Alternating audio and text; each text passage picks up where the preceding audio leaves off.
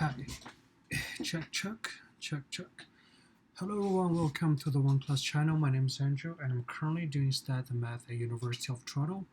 Today we'll be going over some commonly asked math questions at both the high school and college levels. If you need some homework help or tutoring, please check out the link in the description below. Alright, so now let's start our session for today.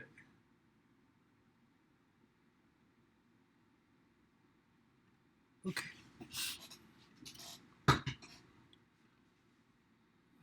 Just let me zoom in a bit.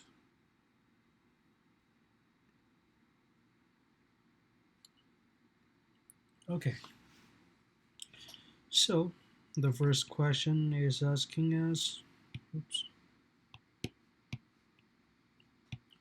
how does rate of change related to slope? How does rate of change related to slope? Okay.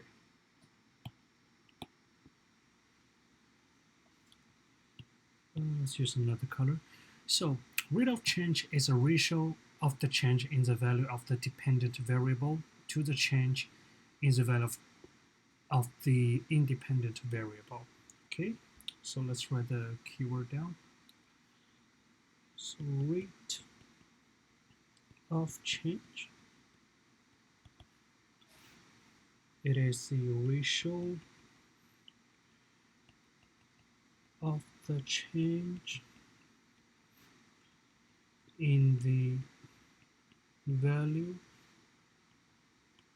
of the dependent variable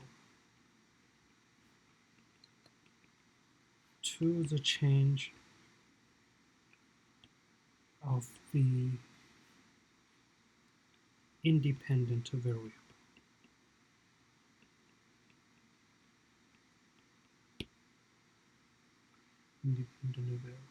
Okay, and we can also write rate of changes, rate of change,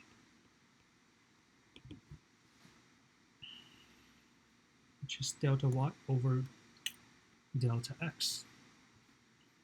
Okay, and similarly, the slope of a line is a ratio of its rise to its run. Okay, so slopes, it is a ratio of its rise to its run. And let's just identify rise and run. So rise is the change in the y-axis, will run is the change in the x-axis. Okay, and we can represent slope by using rise over run, which is going to be equal to y2 minus y1 over x2 minus x1. Okay,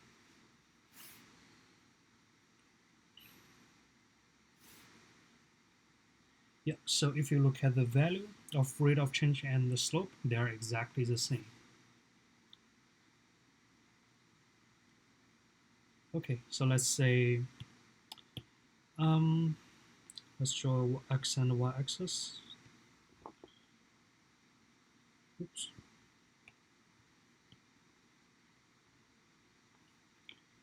So that's x and y. We have, let's use the first point 1 0 and let's say 5 5. If we calculate the slope of this, it's going to be right over 1. In this case, it will be 5 minus 0 over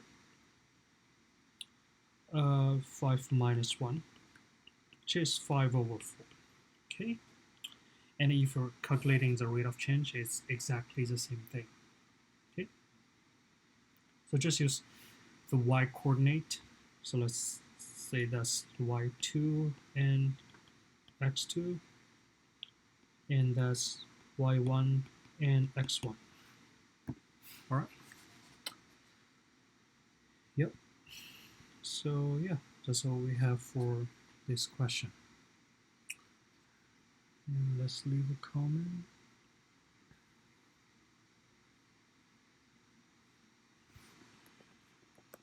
Solution is correct. Well done.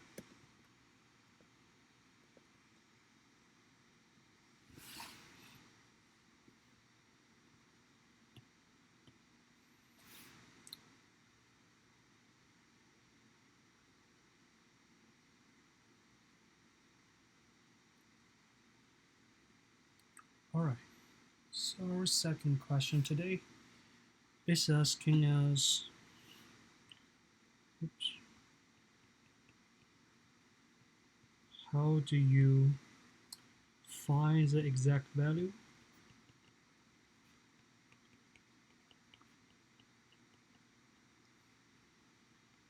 of cosine pi over 3? Okay. And yeah. So cosine pi over 3 is equal to cosine pi over 3 times 360 over 2 pi, which will give us cosine 60 degrees. Okay, so we just convert cosine something pi into cosine to a specific degree, which is in our case would be 60 degree. Yeah, and by doing that, we just need to times the sort of like a conversion factor, which is 360 over 2 pi, or you can also use 180 over pi. Is exactly the same thing. Okay, and now the question becomes to how do you find the exact value for cosine 60? And since 60 is a special angle, so we need to think about the 30, 60, 90 special right triangle. So that's 60, that's 30, and that's 90.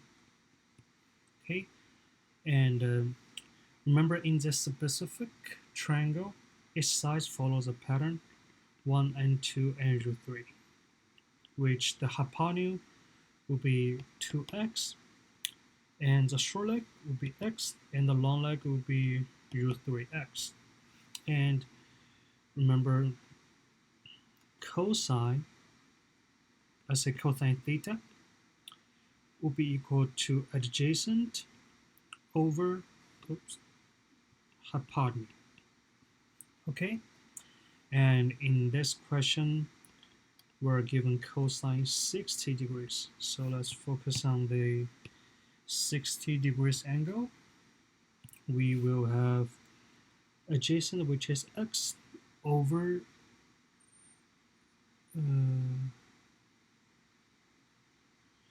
hypotenuse, which is 2x.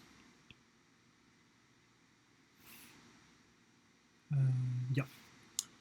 So as you can see here, the x cancelled out, so we have 1 over 2 left as our answer. Okay, so let's write down the conclusion. So therefore,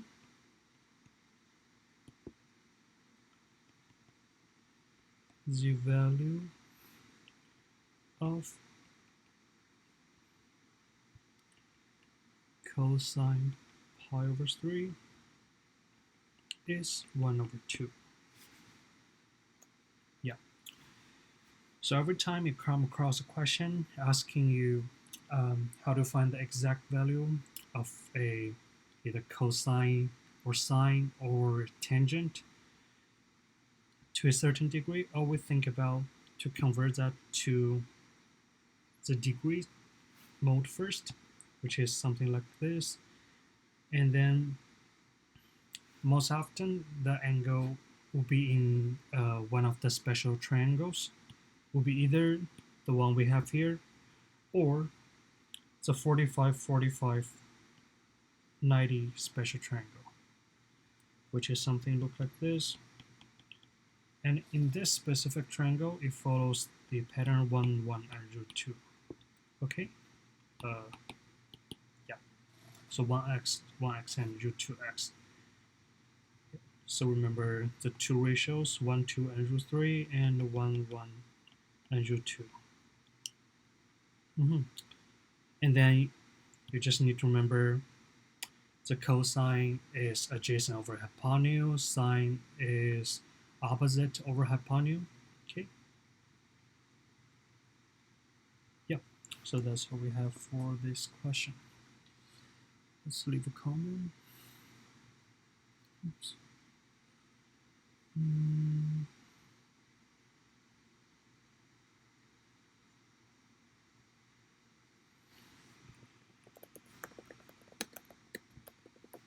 The solution is correct. Well done.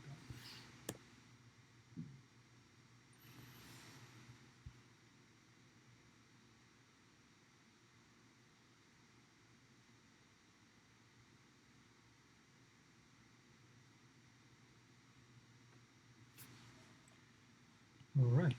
So our next question.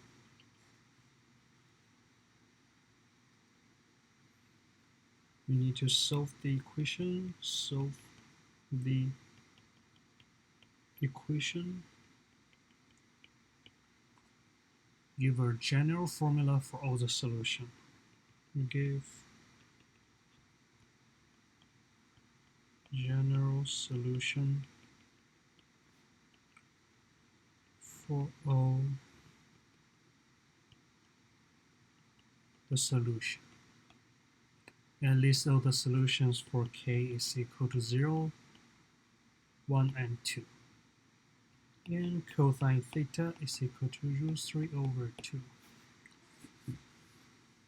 Okay, so since we're given cosine theta is equal to root 3 over 2, we can take the theta out and rewrite the equation as theta is equal to cosine root 3 over 2 inverse. Okay, and so we can have theta is equal to pi over 6. So therefore, the general form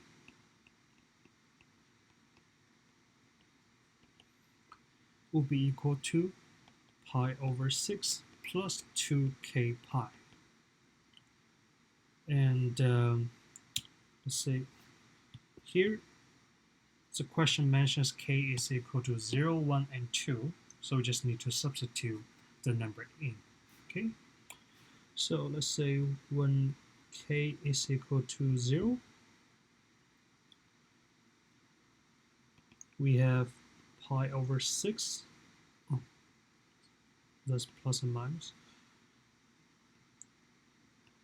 pi over 6 plus 2 times 0 times pi, which is just going to be pi over 6, and pi over 6 minus 2 times 0 minus pi, times pi, which is going to be 2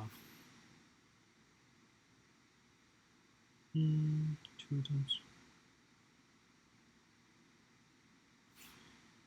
which is going to be pi over 6.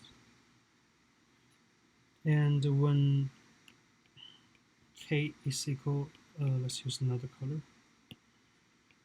So when k is equal to 1, we have pi over 6 plus 2 times 1 times pi, which is pi over 6 plus 2 pi, which is pi over 6 plus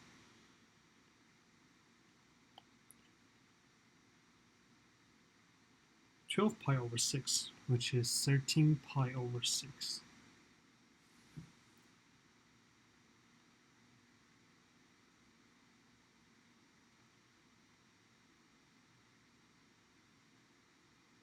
Okay, and also we have pi over 6 minus 2 times 1 times pi, which will give us 11 pi over 6. Okay, and our last case will be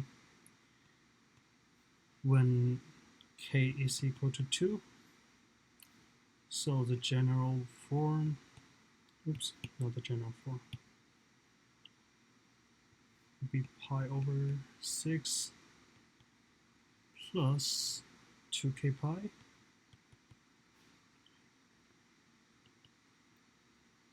which is 25 pi over 6, and 1 minus 2k pi will be 23 pi over 6.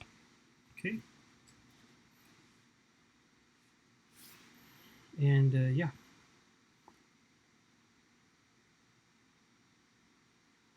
so yeah, so that's what we have for this question. So let's leave a comment there.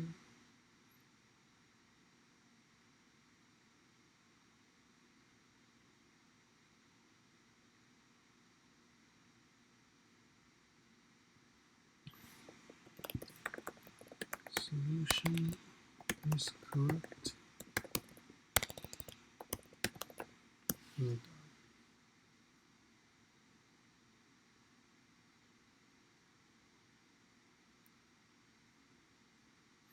Oops.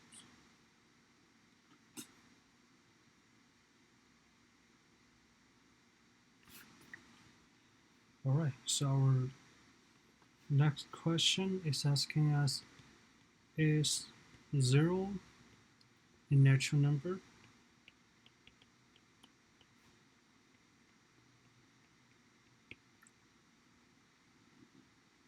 Okay, so first thing, we need to know the definition of natural numbers. Okay, so definition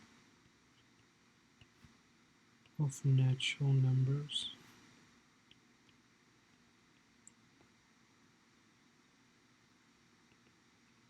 Okay,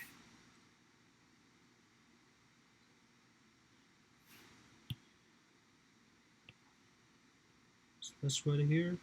So all the positive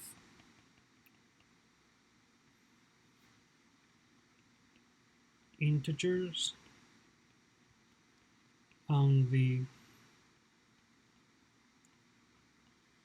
number line are called the natural numbers.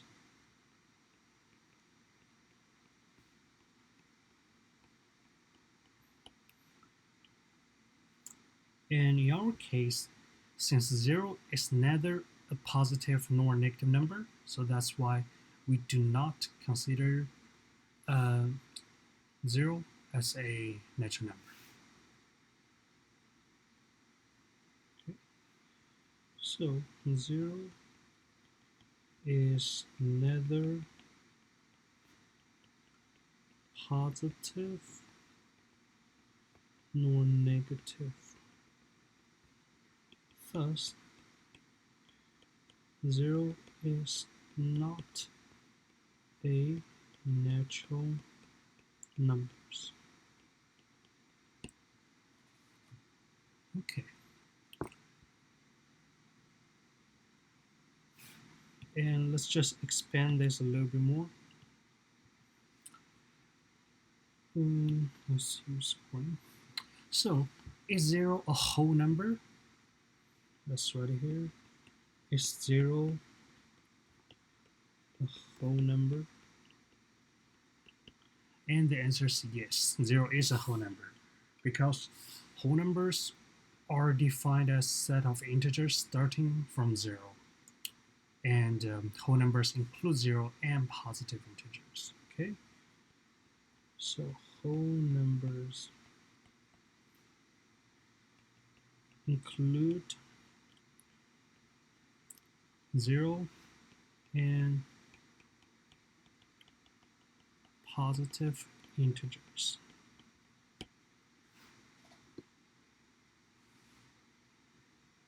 Yep. Okay, so that's all we have for this question. Let's leave a comment.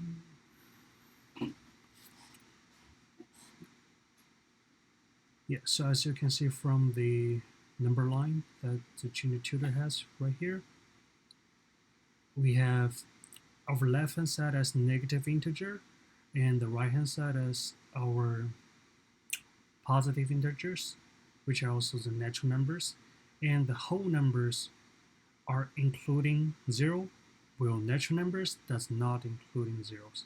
And if we're talking about the integers, that's just everything on the number line. So as long as it's an integer, it doesn't matter it's a positive, a negative, or 0, they're all integers. Okay, so let's leave a comment there. Solution is correct. Well done.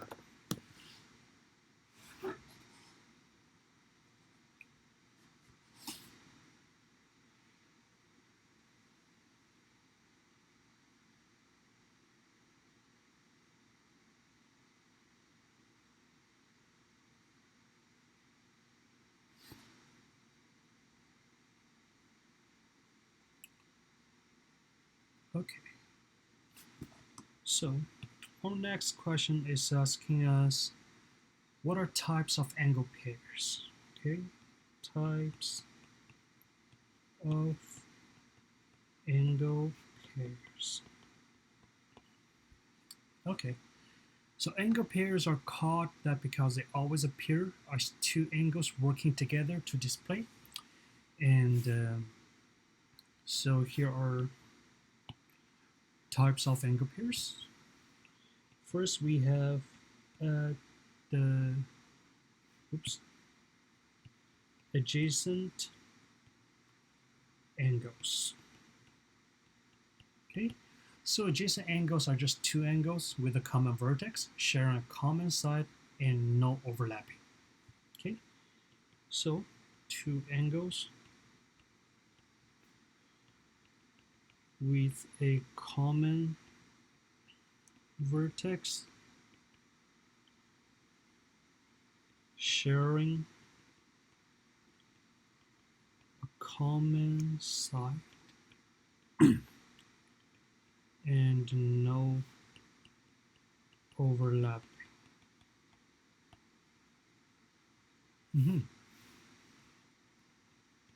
And then we have complementary angles. Okay, so those are two angles, and the sum of these two angles measures are 90.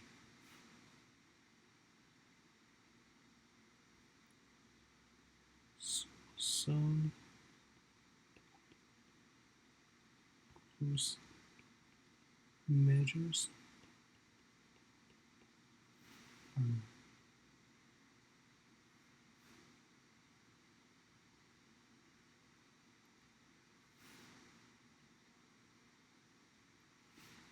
And next we have supplementary angle.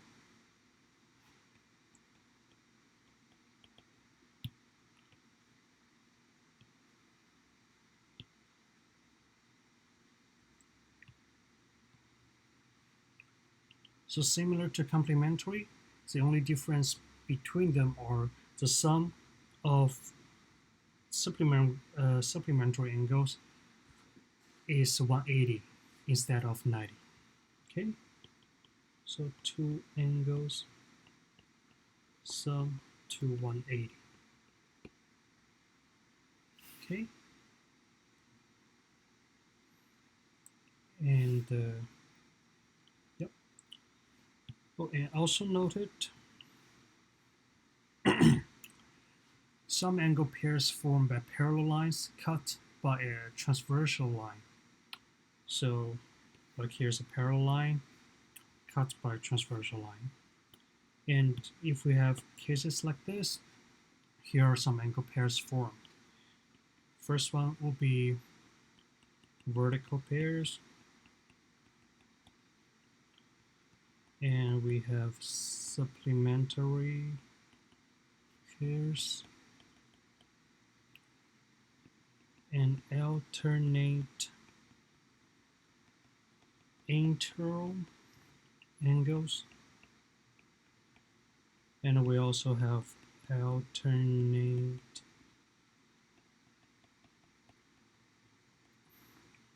extra angles, and lastly we have corresponding angles.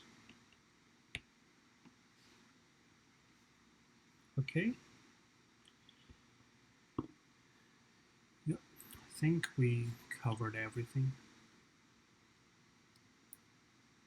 Okay, let's leave a comment.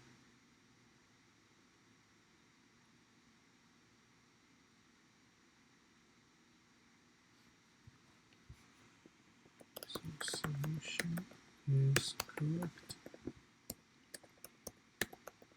Well done.